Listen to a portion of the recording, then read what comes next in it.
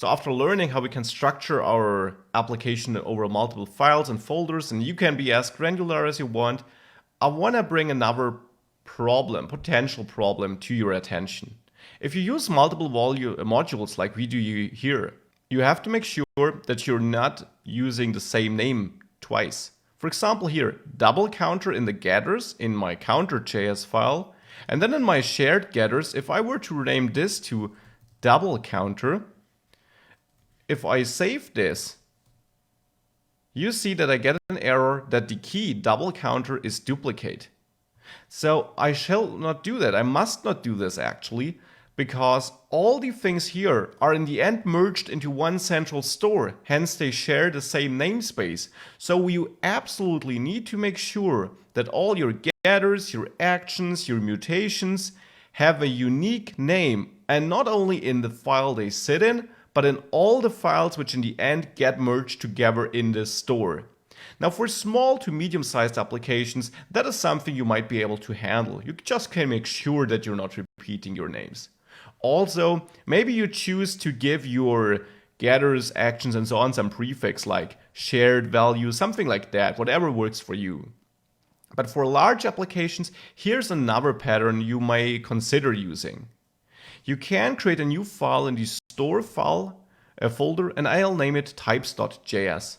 And here I will set up some constants which will get unique names which are all stored in this file, which I will then assign as names for my methods and properties and so on in all the other files thereafter. How should this work? Well, let's create the double counter here. It's all capital case because that kind of is the convention for global constants. Double counter shall be a string which I'll now name counter/double counter. So generally the same name as the constant has, but with this counter/prefix to indicate to which part it belongs. I can do the same with the click counter here to also exchange this. And now I can go to my counter.js file, and here I want to import from this types file, and I want to import all the types in one object. So from the types.js file, and then due to ES6 we can use the syntax where we set up a dynamic property name. So by using squared brackets, we can tell JavaScript assign this name on runtime. So it then fetches the name from types and then here double counter. So this will in the end be a string name here. We just use the squared brackets to do that dynamically so that we can use a constant which stores the name. And here I do the same for the click counter now. Now with these names replaced, of course, I also need to go to my results where I use that.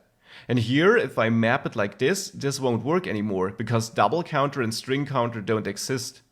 So instead here now I also have to import my types. So from the store types file.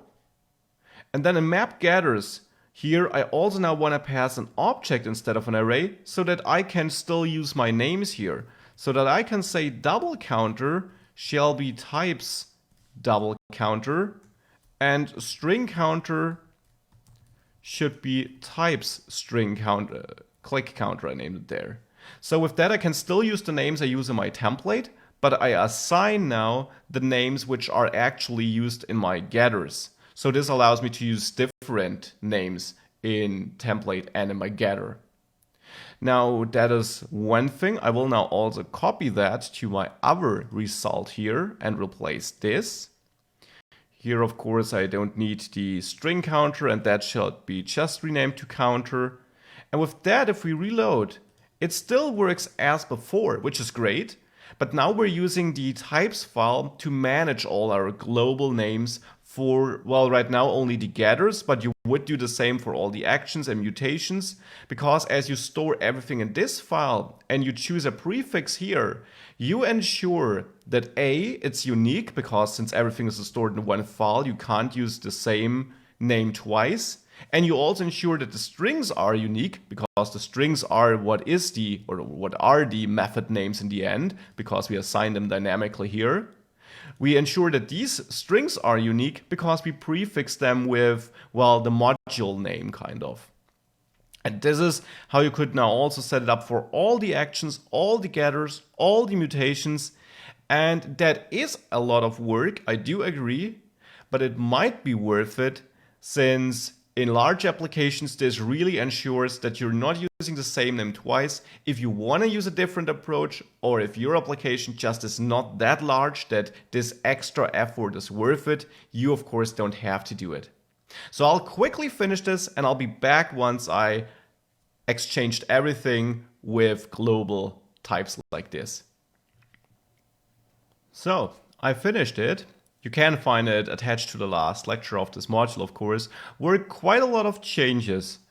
I changed all the files, action getters, and mutations chairs here to now export a default object instead of a named constant. And therefore I also changed the imports in the store to no longer have star as actions, but only actions.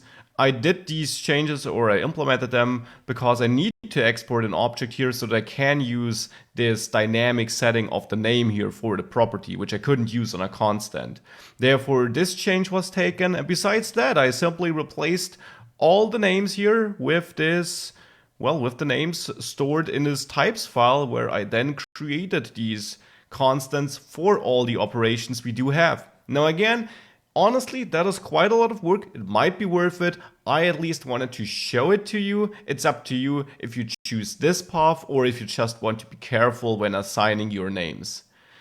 And with that, I'd say we really went through a lot in this module and had a detailed look at Vuex.